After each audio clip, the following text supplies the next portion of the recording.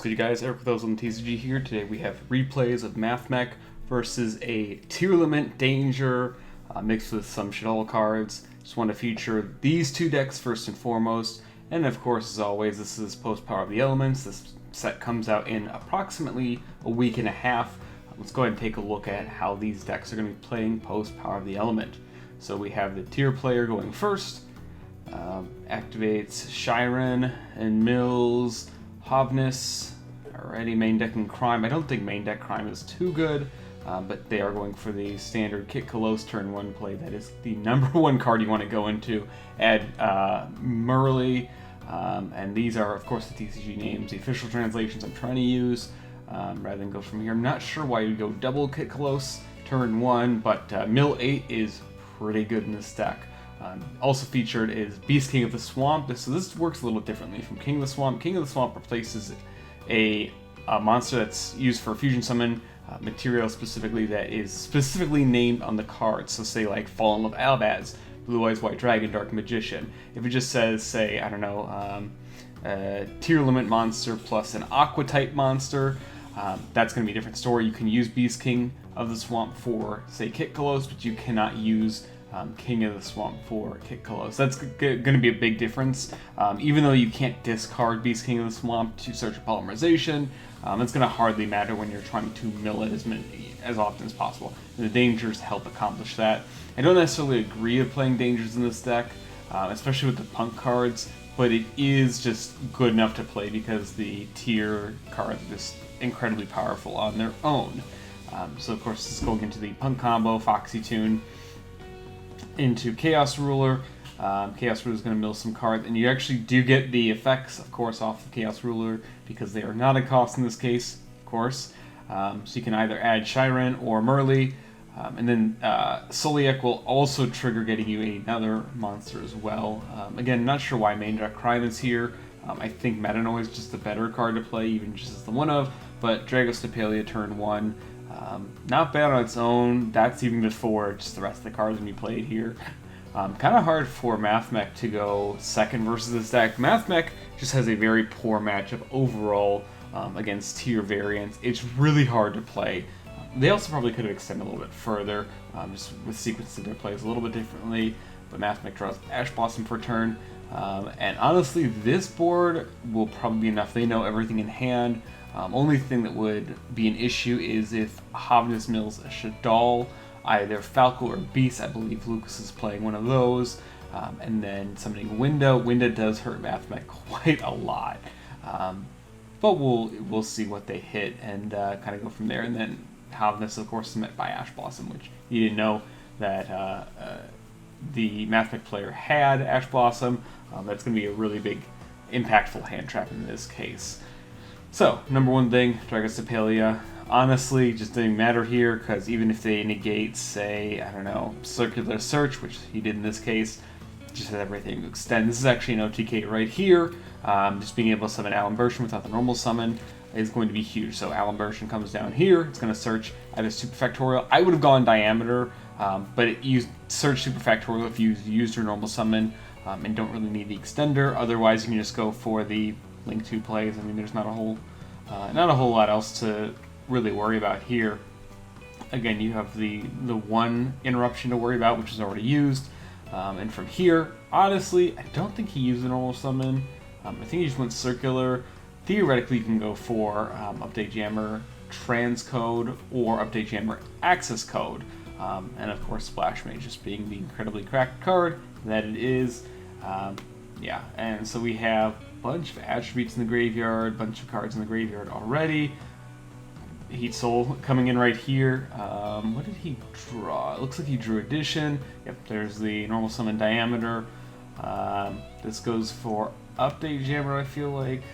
We'll see what Mathmech player... Okay, he's going for Ivy Masquerade. Theoretically, actually I don't know if he plays Update Jammer. In this case, he's going to send an Avermax. And Avermax is actually really hard to out as a Tearlament player.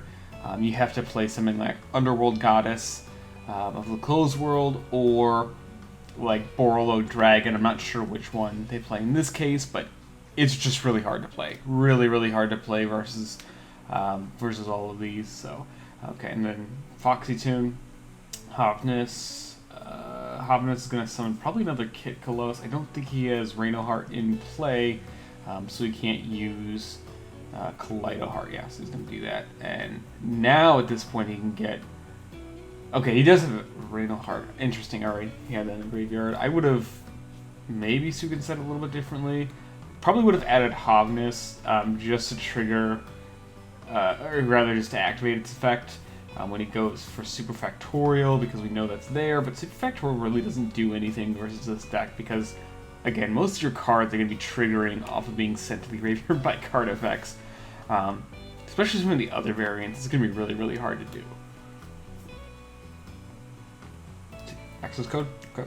And at this point, Resolution, he has to go Super Factorial, and then it's going to grab let's see, a bunch of gas in the graveyard. Okay, yep. Get the 3, okay, yep.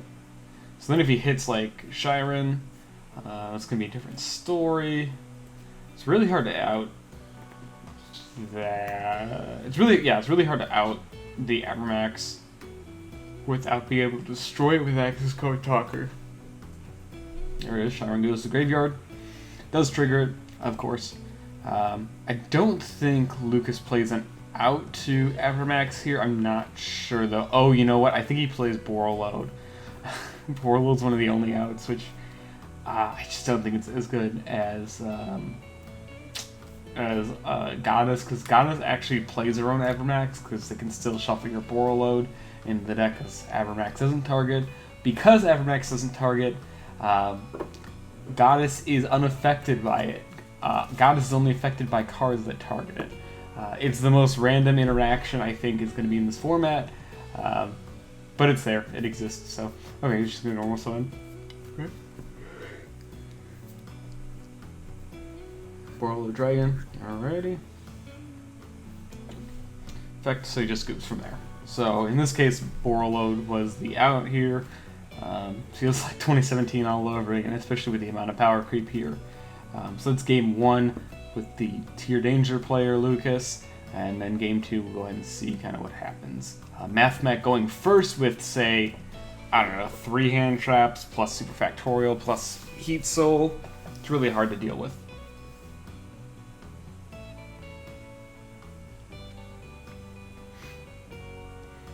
Let's see, I think you're just going to continue to decide. It's really hard to decide in Tearlament, depending on the variant you're playing. So in the Danger version, hard to play because you kind of want hand traps for going second, or just powerful go second cards like Dark Rule and Omor, Winged Dragon of Raw Sphere mode. Just hard to do anyway. Okay, so Mathmech player, ooh, drew full combo. Okay, yeah, that's pretty good. Let's see. I feel like the best is yeah. Go Diameter, go Alimbertion for Circular. Circular can dump Sigma. That's the standard play. I think it's Super Factorial. Link 1, go Parallel. Yeah, let's see what he does. Or Link 2, that works too. Same thing.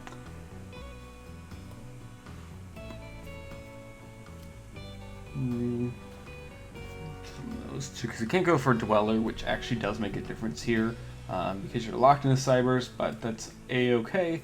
Just going to draw a card. Desire is a very good card to draw off the top. I think he's going to draw okay, hand trap. So Ghost Bell, double DD Crow, really hard to beat that. DD Crow, Ghost Bell probably are the best hand traps versus Tearlament. I think DD Crow is probably going to be the second best hand trap in the format, just behind Ash. I just think Ash is always going to be the better card. But for specific matchups this format, DD Crow hits just about everything.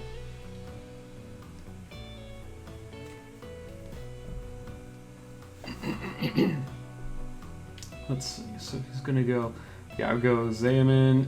Really hard to go here, so this was supposed to be draw phase, so 4 hand traps, again, the ability just to go shuffle that, and then still Super Factorial is rough. It's going to be really rough.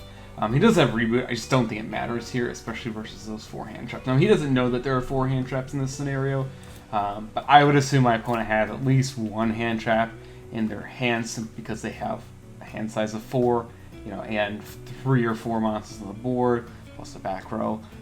So not super unlikely. Pretty likely in that case, actually. I just don't think... Now, again, Instant Fusion is just cracked. I honestly wouldn't be surprised if it were to go to 0 within the next 6 months. It's just so good, because Kit Colossus is one of the most pushed cards of this format. Really of this year, honestly. And so that'll be game 2 right there.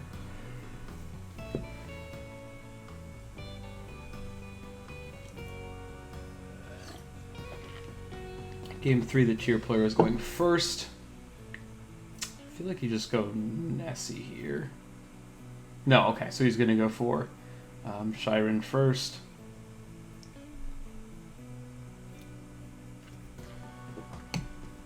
Mill 3 and get the draw. Really strong. I think Shaddoll Falco, though, is the better card to play right now, especially the tier version, in the punk version of the deck, just because Fibrax exists. So he's just checking. He's an Mathmech player, it's friendly, so just checking to see if he can break the board. It is possible that one DD Crow does enough. Just depends on how Lucas plays out his hand and draws with the danger. Again, I don't agree with double Kit Kolos. I just don't think you need it. Turn 1, you do need to play 2 Kit Kolos. It just doesn't seem like it's good enough. Not sure why he also set Sulliek. Doesn't really make sense. You'd rather potentially discard it because it would still get the effect because it's sent the graveyard by a card effect. Let's see how he structures the lift before. Also, if you guys are playing a dueling book, make sure you're setting it to main phase 1, just for record keeping purposes. Doesn't really matter, I guess, too much technically, but some cards will trigger in the draw phase or standby phase or anything like that. Just good practice to keep up. And in the real game, of course, you do have to declare your phases and you have to know which phase you are in. So it looks like he hit a Sulliek, yeah. So hit one of those, add that to hand. So you're just going to DD Crow that to... it doesn't negate the effect, but it causes it to resolve without effect because the tier monster has to shuffle itself into the deck. Shuffle, place, bottom of the deck, they are interchangeable, of course. So they have to do that. So Bell is a good counter to this deck. DD Crow is a really good counter to this deck as well. I think DD Crow is just better because it's always live during the opponent's turn, during your turn. Really powerful card, and it removes the resource from the graveyard. So just having, just negating the activation with Ghost Bell is like, okay. Because you can use it like during the damage step, but it doesn't come up too often. And it keeps the monster in the graveyard so they can use it for another turn or with, like in the same turn with some of their other cards as well. So I think DD Crow is just better because it removes that resource while causing for the effect to resolve. You can also use it during, again, anytime. So say draw phase, you want to use it to play around something like triple tax talents. It's an option there. I just think it's a little bit more flexible despite not being able to be activated during the damage step. Havnus, of course, incredibly powerful. And the diameter negate is still live on there. If you guys have seen our Mathmech guide, you'll know that by now. So Alan Bershin has a negate. You negate the effect once per turn, like Therion King Regulus. It's just free for no reason. Appaloosa, though, really strong card against Mathmech because you need all of your Mathmech effects to resolve. However, usually if you draw a large hand of Mathmech intense cards, you probably can break it. But Sulliek plus potentially a fusion is pretty strong. Just going from here, summon Sigma, pretty standard. Now he hasn't used Circular, so the attack once per battle phase doesn't really matter too much because he already didn't use it. As far as I'm aware, he may have... Oh, you know what? He may have searched, actually. Hold on. No, he did use it. Okay, but even still, it doesn't even matter at that point because he has the out for it. So he's going to go for Link Disciple, the Devotee combo. Okay.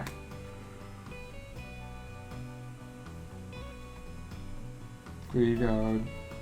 Bell Crow shuffles something to the bottom. Gets the 2 tokens. And not that it matters, but funny enough, the Link tokens, if you use like Link Cross, you can't use the Link tokens for a Link summon. Weirdest stipulation too that used to come up. So just gonna go ahead and go Circular. That is to Let's see. Oh no, he's special summoning Circular from the hand. Okay. Alrighty. Summon. Yep, he's gonna get Diameter for the next turn. It actually is gonna come up for some reason. Diameter is a tuner. I don't know why. Card is just insane. And then Cyber's Wicked is just the perfect support card for this deck. Clearly, they were made in mind together. You never want to actually do this play. You never want to use Laplation to get rid of the trap. You kind of have to in this case, but if they trigger Solic, excuse me, you never want to be able to have that option to use its graveyard effect on your turn, because they would just blow you out, honestly. So, E-Telly. Okay, interesting. This is kind of a 50-50 here. He does have the Super Factorial play, so he's actually, I think, out of Laplation. I'm not sure. He might only play one Laplation or has already used it. I don't exactly remember. That doesn't matter, but he still has a negate on it at the very least, and then he can shuffle whatever into the deck with IP Masquerena, summoning Nightmare Unicorn. So yeah, and then Lucas just can't play through this. So that was the match. We're going to go ahead and take a look at some more matches. Let me know what you guys think about these. See you guys very, very soon.